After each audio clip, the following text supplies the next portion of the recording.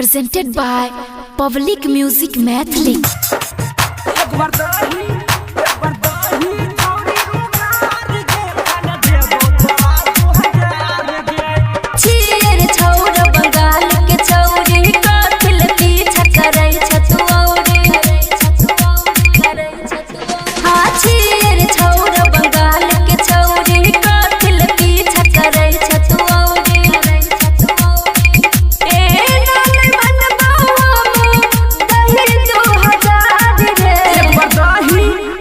दही छौरी उघार गे खाने देबो तोरा 2000 गे। दही छौरी उघार गे खाने देबो तोरा 2000 गे। मंगन गे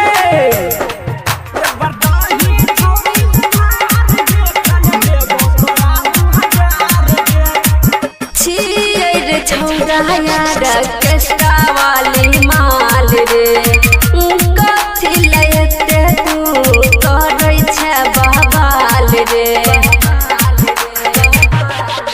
हाँ छियै रे छौरा यार केस्टा वाली माल रे कथी लैते तू करै छी बहवाल रे।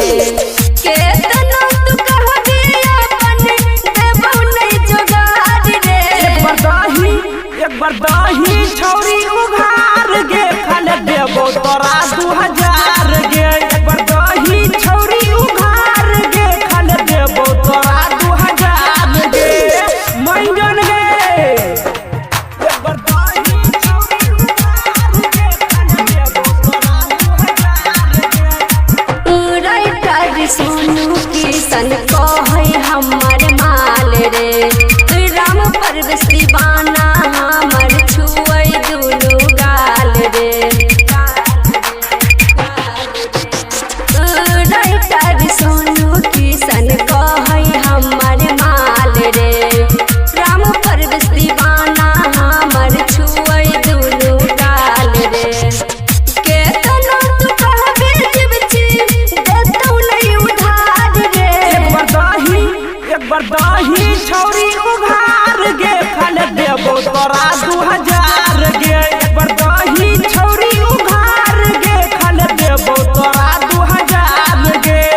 मंगन गे public music recording studio Dudhpura बाजार समस्तीपुर।